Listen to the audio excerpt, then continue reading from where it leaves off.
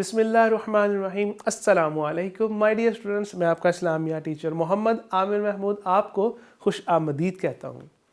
آج ہم آفاق کے پلیٹ فارم سے آفاق سن سیریز کی اسلامیات گریڈ 2 کا سبق نمبر 8 پڑھیں گے۔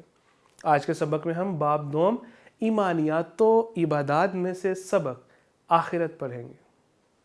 مائی ڈیئر اسٹوڈنٹس، آپ نے ویڈیو لیسن مکمل توجہ کے ساتھ سننا ہے، دیکھنا ہے، سمجھنا ہے، تاکہ جب آپ اس کو کمپلیٹ کر لیں تو آپ اس قابل ہو جائیں کہ آخرت کے بارے میں اجمالی طور پر جان سکیں، آخرت اور جزا و سزا پر ایمان پختہ کر سکیں۔ مائی ڈیئر اسٹوڈنٹس، جیسے کہ ہم نے لاسٹ لیسن میں پڑھا کہ ایمان کسے کہتے ہیں؟ کسی بات کو سچے دل سے ماننا اور اس پر یقین رکھنا ایمان کہلاتا ہے۔ اور اللہ تعالیٰ نے قرآن مجید میں فرمایا ترجمہ، اور بلکہ نیکی یہ ہے کہ آدمی اللہ تعالیٰ، روز قیامت اور فرشتوں اور کتابوں اور نبیوں پر ایمان لائے۔ اسی طرح دین اسلام میں جن باتوں پر ایمان لانا ضروری ہے انہیں ہم ارکان ایمان کہتے ہیں، اور آج ہم آخرت پر ایمان پڑھیں گے۔ مائی ڈیئر اسٹوڈنٹس، آخرت یعنی کہ بعد میں آنے والی چیز، جو بعد میں آنے والی ہے اسے آخرت کہتے ہیں۔ جیسے کہ دنیا ہے، دنیا قریب کی چیز، تو آخرت بعد میں آنے والی۔ دنیا یعنی کہ انسان کی موجودہ زندگی ہے جو ہماری زندگی ہے، اور آخرت کی زندگی مرنے کے بعد شروع ہونے والی زندگی ہے۔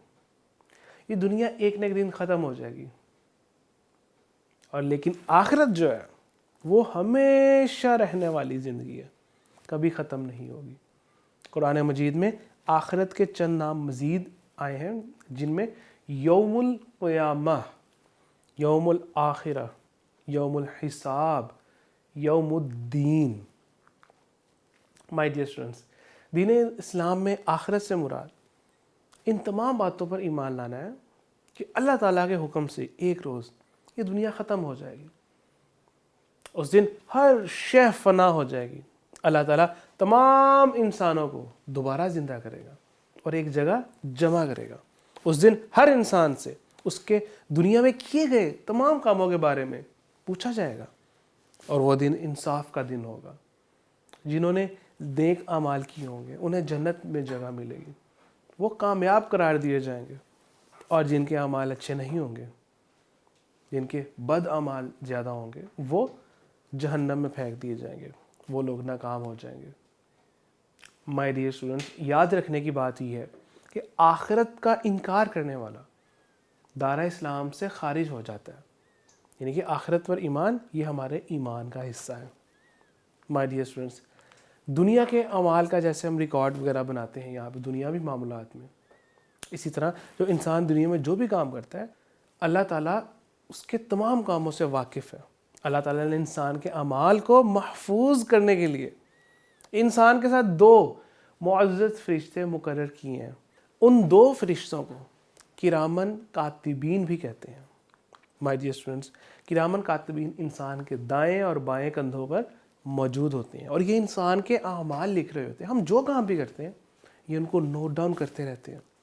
جو دائیں کندھے پر موجود فرشتہ ہے وہ انسان کے نیک اعمال کو لکھ رہا ہوتا ہے، اور جبکہ جو بائیں کندھے پر موجود ہے وہ انسان کے برے اعمال کو لکھتا ہے، اور اس طریقے سے وہ تمام انسان کے جتنے بھی اعمال ہوں گے وہ انہوں نے ان کا ریکارڈ بنایا ہوگا، اور جب انسان قیامت کے دن اٹھے گا تو وہ اس کا جو نام اعمال ہے اس کے سامنے پیش کیا جائے گا، اور اس کے وہ تمام جو اعمال ہوں گے، وہ جو ایک اس کا اعمال کا ایک رجسٹر ہوگا، نام اعمال ہوگا، وہ پھر پلڑے پر رکھا جائے گا۔ ترازو میں جب رکھا جائے گا تو جو پلڑا بھاری ہوگا اسی کے مطابق اس کا انجام ہوگا۔ اگر دایاں جو نیکیوں کا پلڑا بھاری ہے تو وہ جنت، اور اگر برائیوں کا ہے تو اس کا ٹھکانہ جہنم ہوگا۔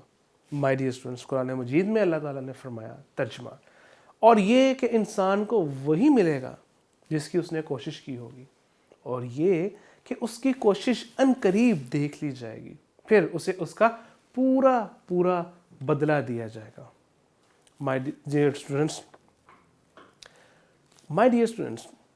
اللہ تعالیٰ نے قرآن مجید میں مزید فرمایا ترجمہ، اللہ تعالیٰ وہی ہے جس نے موت اور زندگی کو پیدا کیا تاکہ تمہیں آزمائے کہ تم میں سے کس کے کام اچھے ہیں، اور وہ غالب بخشنے والا ہے۔ یاد رکھیں مائی ڈیئر اسٹوڈنٹس، یہ جو دنیا ہے، یہ جو ہماری دنیا کی زندگی ہے، یہ آزمائش ہے۔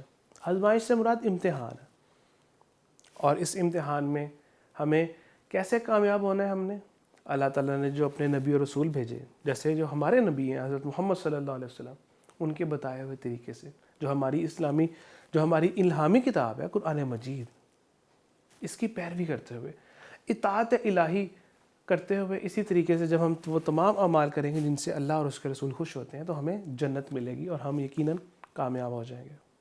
مائی ڈیئر اسٹوڈنٹس، کامیابی کا راز ہے کہ اللہ تعالیٰ نے ہمیں یہ جو زندگی دی ہے، اس میں ہمیں جو جتنی نعمتیں دی ہیں ان کا شکر ادا کریں، اللہ تعالیٰ کے بندے بن کر اس کا ہر حکم مانیں، صحیح معنوں میں بندگی کریں، اس کے پیارے نبی صلی اللہ علیہ وسلم کی جو تعلیمات ہیں ان پر عمل کریں، زیادہ سے زیادہ نیکیاں کرنے کی کوشش کریں، خود بھی برائیوں سے بچیں، دوسروں کو بھی اس سے بچنے کی تلقین کریں۔